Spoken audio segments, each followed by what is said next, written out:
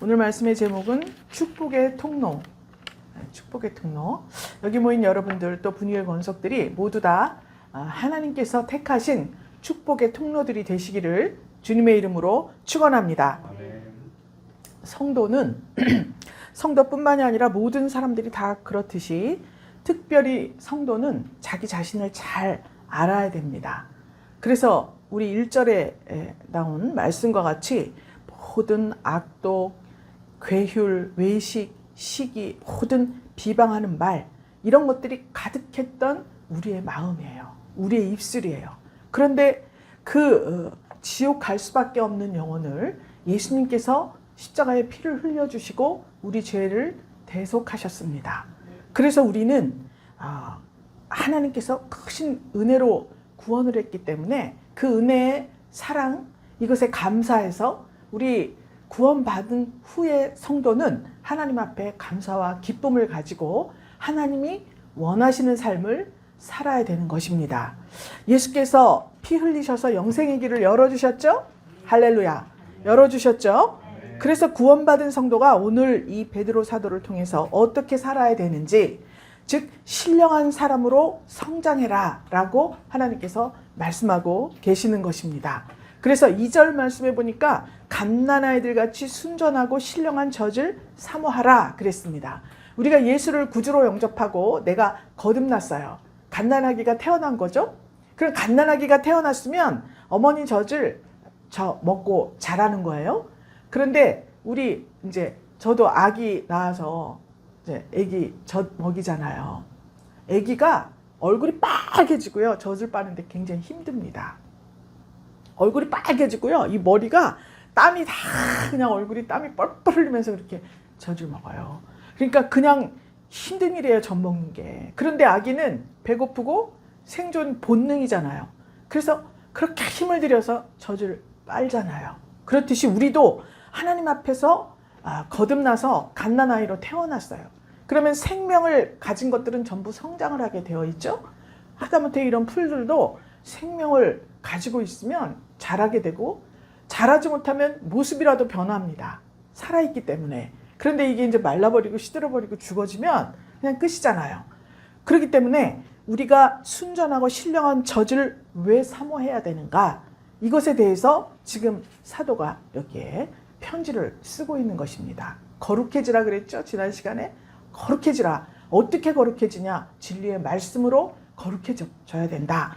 그런데 거룩해짐과 동시에 어떻게 해야 거룩해지냐? 진리의 말씀으로 거룩해진다 그랬죠? 그렇기 때문에 하나님의 말씀, 예수 그리스도, 그 말씀을 우리가 순전하고 신령한 저주로 생각하고 사모해야 거룩해질 수도 있고, 거룩한 모습으로 점점 성장해서 마침내 예수 그리스도 장성한 분량에까지 자라게 되는 것입니다. 할렐루야. 현대사회에서 성공적으로 살기 위해서는 참 우리가 알아야 될 게 많습니다. 제일 우리가 좋아하고 제일 중요하다고 생각하는 게 뭐죠? 돈이잖아요. 솔직히 우리가 돈이잖아요. 그러니까 사람들이 이 돈을 많이 소유하기 위해서 돈의 흐름을 연구하고 어떻게 해야 돈을 잘 벌고 돈이 싹 흐르는 길을 알았다가 거기에 같이 탁 동승을 해서 내가 이거를 한번 싹 이걸 잡아야겠다. 그래서 요즘에는 막 투자하고 이런 것들 있죠? 땀 흘려서 하나님이 노동을 해서 네가 먹어라 그렇게 말씀을 하셨어요. 그런데 가만히 앉아서 이런 것들을 보면서 돈의 흐름들을 잘 연구해서 벼락부자가 되는 경우도 있고, 또 갑자기 돈을 다 잃어버리는 경우도 있고, 그러니까 땀 흘려서 일하라고 했는데 열심히 돈의 흐름을 파악하고 이렇게 하는 것도 땀 흘리는 거다. 그렇게 말들을 하더라고요. 뭐 그건 하여튼 그렇다고 해요. 그냥 이 세상에서 돈의 흐름을 잘 알아야 우리가 정말 성공적인 삶을 살 수 있다. 이렇게 생각을 합니다. 또 자녀 교육과 관련돼 있어요. 우리뿐만이 아니라 내가 이루지 못한 일들을 자녀를 통해서 만족하려는 부모들의 마음이 있습니다. 자녀 교육과 관련된 정보에 관해서는 어머니들이 굉장히 열심히죠. 또 아버지들도 굉장한 관심을 가지고 있는 부분들이 많이 있습니다. 그래서 어떤 교육을 받아야 되는지, 어느 학교를 다녀야 되는지, 어느 동네에 살아야 좋은 학군에 들어가는지, 또 어떤 준비를 해야 그런 곳에 들어갈 수 있고 그런 교육을 받을 수 있는지, 온통 이 대한민국 온 나라가 다음 세대를 위하는 것이 그런 것인 줄 알고 있습니다. 그래서 내 자녀만큼은 하면서 온갖 좋은 것들을 다 투자를 하고 아주 시간을 들이고 공을 들여서 자녀를 잘 키우려고 노력하는, 지금 이런 아주 국제적으로도 찾아볼 수 없는 교육열이 엄청나게 높은 나라가 우리나라입니다. 또 그것뿐만이 아니라 패션이나 음식, 이런 문화예술적인 부분에 있어서도 잘 알고 있어야 해요. 그냥 우리 뭐 하루 일하고 하루 먹고 이렇게 대강대강 살기 위해서는 어떤지 모르겠지만, 일단 사회적으로 어떤 활동을 하기 위해서는 이런 것들을 알면 알수록 자신의 수준이 높아진다고 생각하는 이런 시대잖아요. 그래서 그냥 순방하면서도 이렇게 서서 정상적으로 이렇게 하면, 가서 노래 한 자락 탁 부르면서 하니까 그 순간에 사람들의 사랑을 받잖아요. 공적이 어땠는지, 정치적으로 어떤 효과를 얻었는지, 뭐 그런 것들보다는 일단 화목한 분위기를 조성했지 않습니까? 그래서 준비하고 갔겠죠? 그렇게 해서 정말 시선을 집중시키고 분위기를 좋게 만들었습니다. 멀거니 서 있다 오는 것보다는 낫죠? 이런 것들을 갖추려고 노력을 해요. 그래서 사람들이 패션이나 음식이나 이런 어떤 것들에 대해서 나의 어떤 특기나 취미생활 가운데에서도 장기로 삼을 수 있는 어떤 것들, 이런 것들을 갖추기 위해서 굉장히 노력하는 세상이에요. 안 한 것보단 낫죠? 그런데 그게 전부가 되어서는 안 된다는 것입니다. 그리스도인들은. 믿습니까? 그래서 SNS로 막 일상생활을 다 올려야 직성이 풀리지 않습니까? 관종이라고 하죠. 관종. 자, 그래서 거기에 막 올려야 되고 뭘 해야 되고 뭘 해야 되니까 내 자신의 내면 세계보다는 겉으로 보이는 세계에 치중하는 이런 사회가 된 것입니다. 어쩔 수 없다고 말을 할 수밖에 없겠지만, 그렇게 하지 않아도 너무 잘 살고 있는 부류들도 많이 있습니다. 하나님을 순전하고 신령한 젖을 사모하듯이 그렇게 하나님의 말씀을 사랑하고 하나님과의 관계에 대해서 더 소중하고 가치 있게 생각하는 사람들은 그렇게 하지 않는다고 해서 조금도, 그렇죠? 불행하거나 뭐 두렵거나 안타까울 일이 전혀 없습니다. 그렇다고 해서 하나님께서 그런 세계에 전혀 배제를 시키는 것도 아니에요. 내가 열심으로 그렇게 하지 않았어도 하나님께서는 성도에게 순전하고 신령한 저주를 사모해서 그것을 먹고 계속해서 예수 그리스도의 장성한 분량까지 잘하려고 애쓰는 사람에게는 내가 노력하지 않아도 이러한 모든 것들을 누릴 수 있도록 기회를 주시는 것입니다. 할렐루야. 그러면 내가 하는 것보다 하나님이 하시면 더 완벽하겠죠? 더 온전하겠죠? 하나님께서, 예수님이 이 땅에 오셔서 자랐을 때 예수님께서 자라가시니까 자라시면서 사람들과 하나님에게 더욱더 사랑스러워졌다 그랬습니다. 그러므로 하나님께서 우리가 하나님과의 관계에 더 소중하고 가치를 두고 하나님께 치중한다고 해서 사회에서 우리를 격리시키는 것이 아니에요. 그러면 그럴수록 하나님께서는 사람들의 시선과 사람들의 마음도 그에게 집중할 수 있도록 여건을 만들어 주시는 것입니다. 여러분 믿으시죠? 그래서 이렇게 현대사회가 추구하는 이러한 환경들은 성도가 나아가야 할 방향을 잃어버리게 만듭니다. 돈도 벌어야 되죠. 멋진 삶도 즐겨야 되죠. 할 일이 너무 많잖아요. 하고 싶은 것도 많고. 그러니까 그럴수록 그것들을 추구해 나갈수록 이 마음속에는 공허해지고 또 강팍해지는 그러한 어떤 부분들이 있을 것입니다. 그런데 알아채지 못하는 거예요. 내 능력으로 무언가를 하려고 하니까 강해져야 되잖아요. 그렇죠? 그래서 그런 시간들이 막 이어져서 마침내 허망한 결과를 가져오는 경우가 대부분입니다. 끝말이 좋질 않아요. 그런 삶은. 그래서 하나님께서 베드로 사도를 통해서 우리에게 말씀하시는 거예요.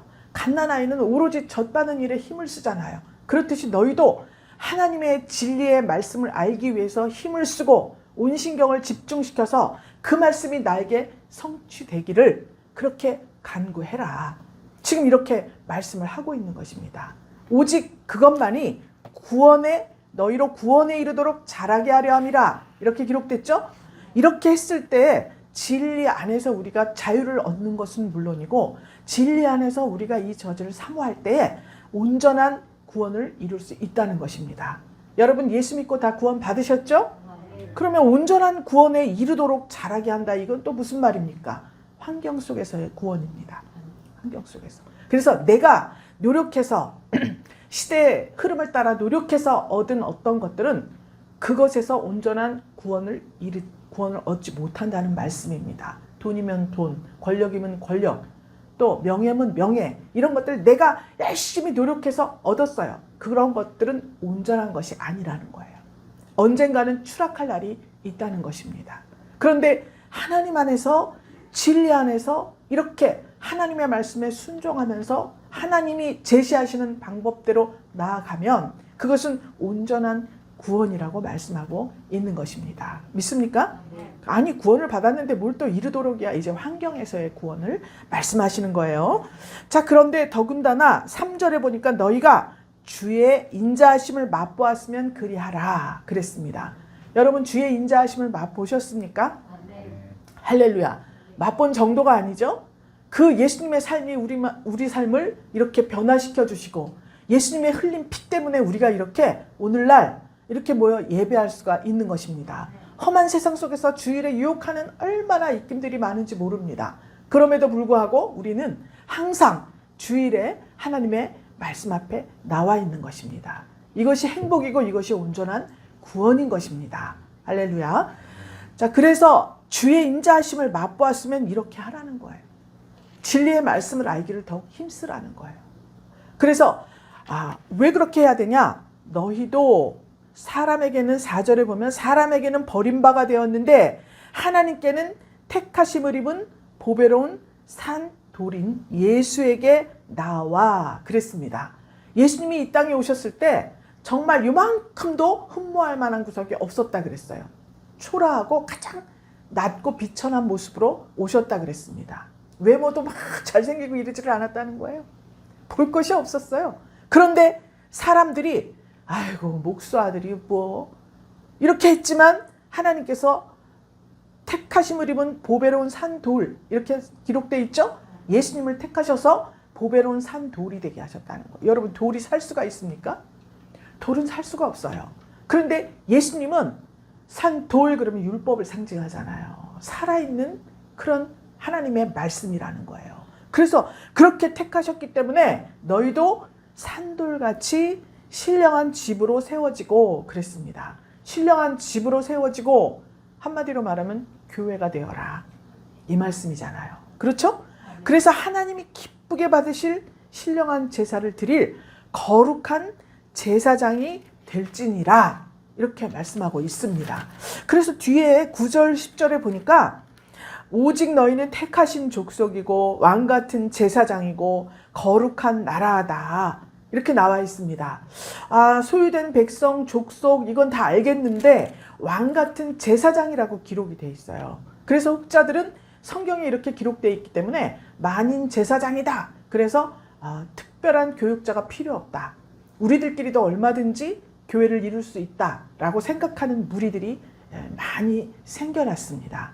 오늘 이것에 대해서 제가 잘 설명을 드려볼게요. 하나님께서 거룩한 제사장이 될지니라 그랬죠? 그럼 여러분들은 전부 제사장이 되어야 합니다.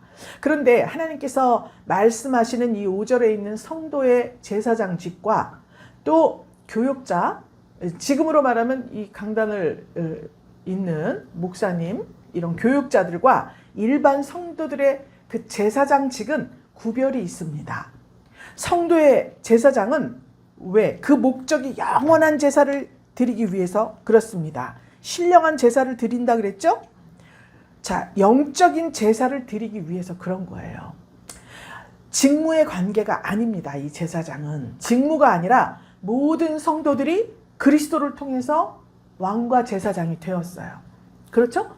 여러분들 만왕의 왕이신 예수 그리스도가 우리 안에 있잖아요. 그래서 이제는 나 사는 것이 아니라 내 안에 그리스도가 사는 것이다. 이렇게 고백했죠? 그러면 그리스도는 왕이시잖아요. 만왕의 왕이시잖아요. 그럼 내가 왕 같은 삶을 살아야 돼요. 왕 같은 마음을 가져야 해요. 그래서 이전엔 나밖에 몰랐지만 왕은 어떻습니까? 나라 전체를 생각해야 돼요. 그리고 군림하는 왕이 아니라 이 백성들이 먹고 있는지, 잘 살고 있는지, 헐벗지는 않았는지, 그렇죠? 이런 모든 것들에 신경을 써야 되는 거예요. 왕은 궁궐에 앉아서 호요식만 누리는 사람이 절대로 아니에요. 나라에 무슨 일이 있으면 비가 안 와. 옛날에 우리 그 고전국 보면 그런 거 나오죠?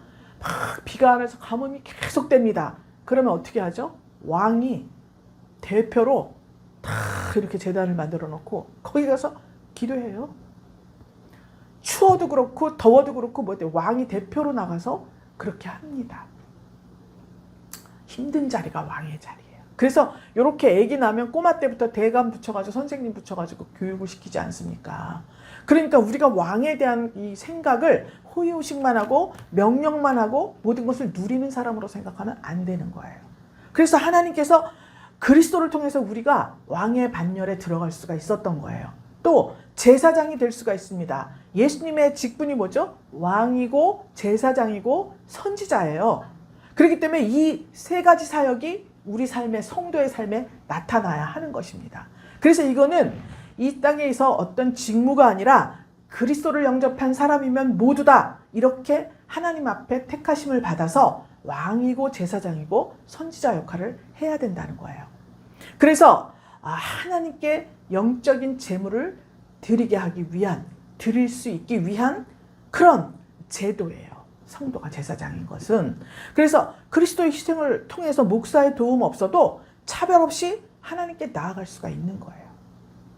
그래서 요즘 세상에 목사님이 어디 가시면 난리가 나고 할 일을 못하고 이거 안 되는 거예요. 사막에 혼자 뚝 갖다 떨어뜨려 놔도 하나님과 교제가 돼야 돼요.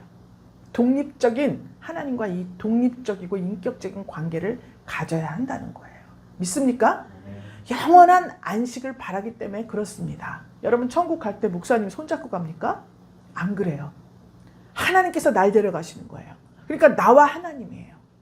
그렇기 때문에 하나님의 모든 명령은 나의 목숨과 관련이 있고요. 하나님의 모든 명령은 나의 영원한 생명, 안식과 관계가 있는 것입니다. 그러니까 내가 왕, 제사장, 선지자 역할을 해야 되는 거예요. 또 할 수가 있다는 거예요. 예수 이름으로. 믿습니까?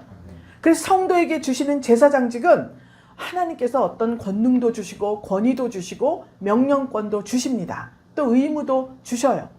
그런데 이 모든 권능과 권위와 권세, 명령 이런 것들이 하나님 영광을 선포하는 데 사용되는 것입니다. 믿습니까? 그래서 우리가 전도하잖아요. 전도하면서 뭐라고 합니까? 예수 믿으면 구원받습니다. 정말 수고롭고 힘들고 어려운 삶을 살지만 예수님이 우리 멍에를 대신 져주신다고 같이 예수님의 멍에를 매라고 하십니다. 그러니까 수고하고 짐진 것 정말 너무 힘들어서 살 수 없으면 와서 예수님께 의탁하세요. 선포하잖아요. 그리고 어떻게 합니까? 손을 꼭 잡고 기도해 주잖아요. 하나님, 우리 자매가, 우리 형제가 예수를 모르고 있습니다. 하나님이 택하신 줄을 모르고 있습니다. 그런데 하나님께서 오늘 성령으로 이 사람의 마음을 두드려 주셔서 하나님 품으로 인도해 주세요. 교회 문고리를 열고 들어오게 해주세요. 이렇게 기도하잖아요. 이런 선포의 의미 있다는 거예요. 그렇게 기도해 줄 때 하나님은 거기에 역사해서 그 사람의 마음을 움직여 준다는 거죠. 이게 이제 말하자면 제사장, 왕, 선지자의 역할인 거예요. 그리고 다른 사람을 위해서 기도할 의무라고 했습니다. 지금 기도해 줬잖아요. 의무예요, 이것은. 그래서 우리가 전도를 했습니다. 우리 이제 성도들이 있잖아요. 그렇게 많은 숫자가 아닌데도 한 바퀴 돌아가려면 굉장히 시간이 걸립니다. 그래서 처음에는 우리 성도들 기도를 하죠. 뭐 아무개 집사님, 아무개 권사님, 아무개 막 기도를 하다 보면 그분들과 또 연결된 가족들이 있습니다. 사돈의 팔촌까지. 또 생각나는 대로 다 함께 기도하죠. 이럴 의무가 있다는 거예요. 우리가 생각나면 생각나는 대로 시간이 없어서 못할 수는 없는 거고요. 교회에서 같이 공동으로 기도해야 할 때 못했으면 집에 가서 자기 전에라도 꼭 해야 되는 거예요. 이게 의무이기 때문에 그렇습니다. 그래서 외적으로 선포하는 것이 바로 전도예요. 전도. 축복의 통로가 되는 길입니다. 그래서 성도의 제사장직은 이런 것들이에요. 하나님과 나와의 교류가 인정받은 길이 있습니다. 그리스도를 통해서. 이게 제사장직이에요. 왕이고 또 전도하면서 선포해 준 건 그대로 되잖아요. 지금은 이제 제가 이게 목사지만 그 전에 집사일 때 전도하잖아요. 전도할 때 한 말이 그대로 그 다음날 다 이루어지는 거예요. 아니 뭐 백혈병 걸린 꼬마인데 교회 한 번만 나오면 다 고쳐줘. 아 진짜 한 번 나왔는데 고쳐줬죠? 증인들이 여기 있습니다. 아유 취직을 못해가지고 외모가 너무 부실해서 취직을 못해요. 아유 교회 한 번만 나오면 하나님께서 즉시 취직이 됐어요. 저 갈비집에 취직을 했는데 어렸을 때 이분이 길을 잃어버려요. 저 가정부가 아기를 얻고 나와갖고 그때 집을 나와버려갖고 아기가 고아가 돼버린 거예요. 그때 취직을 했잖아요. 우리가 막 기도를 했습니다. 교회 한 번 나왔어요. 그랬더니 기도를 했더니 취직을 했는데 수산가든이라고 갈비집이 있었어요. 지금도 저기 가는 길에 있는데 이름은 그건지 모르겠는데 그 친오빠가 그 사장이었어요. 근데 거기에 취직을 했잖아요. 그래서 뭐 어쩌고저쩌고 하다 보니까 동생이라 되는 게 밝혀졌어요. 이런 역사가 있는 거예요. 그러니까 전도할 때 딱 한 번 선포를 해주면은요 그대로 되는 거예요. 믿습니까? 제가 해봤잖아요. 전도를 알게 모르게 많이 했었어요. 그 전에. 그러니까 여러분들도 이제 이번 주부터는 전도를 해야 돼요. 왜 축복의 통로라고 지금 축복을 받았는데 가만히 혼자 있으면 어떡합니까? 되든 안 되든 집집마다 다 방문하면서 기도해주고 오늘 여기 환자 혹시 있습니까? 간식만 갖다 덜렁 주지 말고 제가 기도 한번 하겠습니다. 안 들어오지 못하게 바깥에 서서 그거 걸어놓고 막 기도를 하는 거야. 그 집에 위해서. 소리 들리게 안 해. 이제 바꿔야 돼요. 우리가. 이렇게 선포해야 되는 거예요. 이게 의무라 그랬잖아요. 의무라고. 그래서 하나님께서 이런 권위 권능 주신 거 이것이 이제 성도의 제사장직이에요. 그런데 이제 또 우리가 알쏭달쏭 경계가 무너지기 쉬워요. 이 제사장이라고 하니까. 그럼 목사가 필요 없잖아. 다 할 수 있잖아 우리가. 그것이 아니라 하나님께서 사역자를 세웠어요. 공적으로 세운 교육자입니다. 이 공적으로 세운 교육자는 하나님께서 모든 성도가 다 제사장이라고 말씀하셨죠? 그 제사장직과 구별을 해서 공적으로 이런 모임이 있습니다. 교회 공동체가 있죠? 여기에 모였습니다. 그런데 그 공적인 모임에서 질서를 세웁니다. 그래서 하나님의 말씀을 선포하고 모든 것들을 조직을 하잖아요. 이런 질서를 잡아가시는 거예요. 그래서 그리스도로 말미암는 그 구속의 은총을 하나님의 질서 안에서 선포하고 베풀기 위해서 세워진 이런 직분이에요. 그래서 이 교육자들은 시행되는 교육이 있습니다. 그래서 훈련을 받아야 돼요. 그러면 영적으로 육적으로 훈련을 받아야 되죠. 그럼 영적으로는 뭐 어린 시절이면 어린 시절 하나님께서 마련하신 그 때를 통해서 하나님의 말씀을 선포할 수 있는 그런 훈련을 시킵니다. 체험을 시키는 거예요. 그래서 연단이라고도 하고 훈련이라고도 해요. 그 때가 되면 이런 영적으로 훈련을 시키는 것뿐만이 아니라 교육도 받죠. 이제 특별한 신학교에 가서 교육을 받습니다. 하나님의 말씀을 이렇게 말하고 저렇게 말하는 것이 아니라 핵심을 잘 잡아서 하나님께서 말씀하시는 의도와 본질이 무엇인지를 잘 깨달아서 하나님의 말씀을 조리 있게 잘 선포를 해서 예수 믿는 도리가 이런 거구나. 이런 것들을 가르쳐 줘야 할 교육을 받아야 됩니다. 그래서 이런 교육을 받기 위해서는 내가 내외적으로 소명을 받아야 돼요. 옛날에 이제 우리 어머니들이 막 기도하다가 너무 은혜를 받아갖고 우리 아들을 바치겠습니다. 아들은 뭔 죄예요? 생각도 못하고 태어나 보니까 우리 엄마가 그러는데 나는 목사가 돼야 된다. 이렇게 말을 하는 거예요. 그런데 그것을 긍정적으로 보자면 아들은 상관이 없지만 어머니 입을 통해서 선포가 된 거예요. 그런데 그렇다고 해서 강제로 그 길을 인도해서 그렇게 하면 약간의 부작용이 있습니다. 하나님의 성령이 선포하게 한 거죠? 그럼 하나님을 믿어야죠. 하나님의 성령이 어느 때인가는 그에게 내적으로 소명을 주시는 거예요. 영적으로 하나님께 그 자신을 드릴 소명을 주시는 것입니다.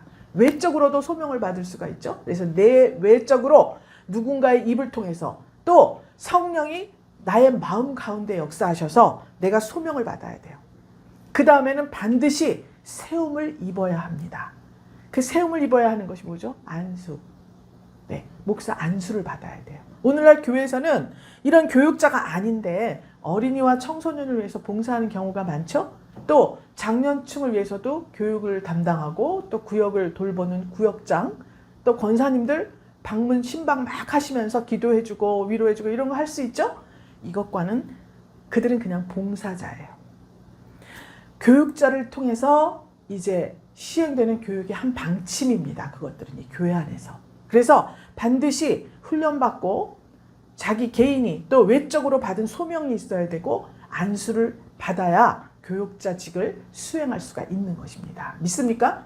그래서 제사장, 왕 같은 제사장, 이것은 하나님과 나의 관계예요. 또 나와 이웃의 관계예요. 그런데 이 공적으로 세운 교육자, 강단은 이런 특별한 직무를 위해서 또 교회 공동체의 질서를 위해서 이런 과정을 거친 사람을 임명을 하게 되는 것입니다. 하나님께서. 믿습니까? 이렇게 다른 거예요. 이제 확실히 아셨죠? 그래서 4절 5절 보면 산돌같이 신령한 집으로 세워지고 그랬어요. 또 6절에 보니까 보배롭고 요긴한 모퉁이 돌을 시온에 두노니 그랬습니다. 건물과 건물 사이에 돌이 주춧돌이라고 해요. 그게 있어야 무너지거나 흔들리지 않습니다. 그래서 신령한 집은 하나님의 집이에요. 하나님의 집이 흔들리거나 좌초되지 않게 하기 위해서 예수님이 친히 모퉁이 돌이 되신 거예요. 우리만으로는 될 수가 없어요. 하나님의 집이. 그래서 예수님이 기초가 되신 거예요. 그래서 예수 그리스도의 교회가 된 것입니다. 그러면 에베소서 2장 20절에 보면 너희는 사도들과 선지자들의 터 위에 세우심을 입은 자라 그리스도 예수께서 친히 모퉁이 돌이 되셨느니라. 할렐루야. 자, 사도들과 선지자들의 터 위에 세우심을 입었다 그랬어요. 우리가. 그러면 그 터는 너무 잘 돼 있죠? 사도들과 선지자들이에요. 그래서 세우심을 입었는데 흔들릴 수 있으니까 예수님께서 딱 친히 모퉁이 돌이 되어서 성전으로서 부족함이 없고 허물어지지 않도록 지켜주신다는 거예요. 할렐루야. 기초가 튼튼해야 되는 거예요. 그 기초가 튼튼해지기 위해서 하나님께서 베드로 사도를 통해서 순전하고 신령한 젖을 사모해라. 이렇게 말씀하고 있는 것입니다. 그 여기에 부딪히는 돌 8절에 보면 부딪히는 돌과 거치는 반석이 되었다라고 말했죠. 자, 부딪히는 돌과 거치는 반석. 아니 모퉁이 돌 머릿돌은 좋은 줄 알겠어요. 예수님. 그런데 그것이 또한 부딪히는 돌과 거치는 반석이 됐다. 이 이야기는 뭐냐. 하나님의 말씀이 선포돼요. 그런데 부딪히는 돌이다. 이건 뭐 예수 그리스도의 대적자들이죠. 그렇죠? 그 돌을 우리 손에 쥐면 무기가 됩니다. 다윗같이 골리앗을 쓰러뜨릴 수 있는 무기가 돼요. 그런데 예수 그리스도를 대적하는 이것이 부딪히는 돌이 돼요. 할 때마다 부딪혀. 저 사람은 무슨 일을 하려면 꼭 나하고 부딪혀. 트집을 잡고 걸고 넘어지고 부딪힌다 그러잖아요. 그렇듯이 하나님의 말씀이 우리에게는 생명이고 축복의 통로이고 우리의 양식이 되는데 이 하나님을 대적하는 자들에게는 부딪히는 돌이 된다는 거예요. 그 다음에 거치는 반석이라 그랬죠? 거치는 반석 가다가 꼭 넘어져 걸려서 시험받아 넘어지는 거예요. 응? 나는 오늘 어디 가고 싶은데 교회 오시오. 부딪히는 반석이 되는 거예요. 거쳐서 넘어져. 아우 진짜 이렇게 되면 거치는 반석이 되는 거예요. 모퉁이 돌이 되는 게 아니라. 할렐루야. 자기 자신을 잘 알아야 된다 그랬죠? 내가 어떻게 생각을 하고 있느냐 이것에 따라서 정말 내 신앙생활이 흔들리지 않고 영원한 안식을 줄 수 있는 신령한 집으로 세워지는 그런 기초돌이 되느냐 아니면 하나님의 말씀이 부딪히고 거치는 반석이 되느냐 이걸 생각하셔야 된다는 겁니다. 이것에 대해서 잘 깨달아야 예수 그리스도의 말씀이 성도를 자라게 하는 것입니다. 할렐루야. 설명이 잘 됐죠? 오직 너희는 택하신 족속이다. 왕같은 제사장이고 그의 소유된 백성이다. 그런데 왜 그렇게 택해 주셨는가? 기이한 빛에 들어가게 하신 자의 아름다운 덕을 선전하게 하려 하심이라 그랬습니다. 아름다운 덕을 선전하는 게 전도잖아요. 그러니까 제자들에게도 예수님께서 파송하실 때 권세를 주셔서 파송하시잖아요. 오늘 왕같은 제사장 거룩한 나라, 하나님의 소유된 백성의 권세를 여러분들에게 주시는 것입니다. 이 권세를 가지고 나아가서 전도할 때, 하나님의 아름다운 덕을 선전할 때 하나님께서 30배, 60배, 100배의 결실을 얻을 수 있는 귀한 열린 문을 두신 것입니다. 할렐루야. 이제 시행할 때가 되었어요. 이제는 그냥 주는 것이 아니라 기도해 주세요.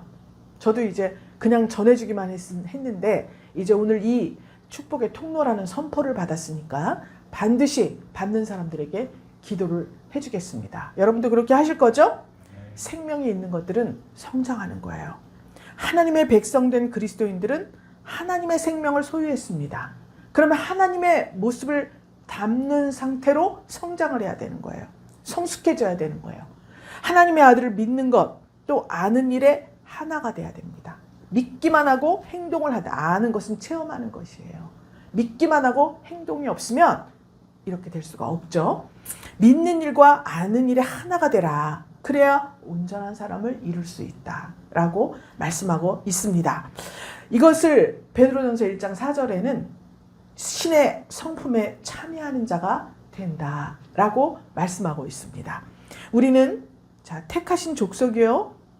할렐루야. 아멘을 해보세요. 우리는 택하신 족속이다. 아멘. 왕같은 제사장이다. 아멘. 거룩한 나라다. 아멘. 하나님의 소유된 백성이다. 아멘. 할렐루야. 아멘. 나의 신분, 여러분들의 신분이 이러한 것을 오늘 잘 아셔서 신령한 집으로 여러분을 세워가고 또 우리 교회 공동체를 하나님의 왕성하고 폭발적인 부흥이 있는 곳으로 만들어가는 축복의 통로들이 다 되시기를 주님의 이름으로 축원합니다. 하나님 감사드립니다. 이 세상은 성도를 통해서 하나님께 나아올 수가 있는 것을 믿습니다. 우리 사랑하는 분이엘 권속들이 축복의 통로로 선포를 받았으니 이제 주의 말씀을 대신하고 주의 권능을 대신하고 주의 권세로 많은 심령들을 옳은 대로 돌아오게 하는 별과 같은 자들로 세워 주시옵소서. 영원히 보호받는 자들, 천하를 다 주고도 바꿀 수 없는 보물이 자신임을 생각하며 축복의 통로로서 자긍심을 가지고 하나님의 일에 참여하는 귀한 역사가 있게 하여 주시옵소서. 한 주일을 또 축복하며 살아계신 예수 그리스도 이름으로 기도 올리옵나이다. 아멘.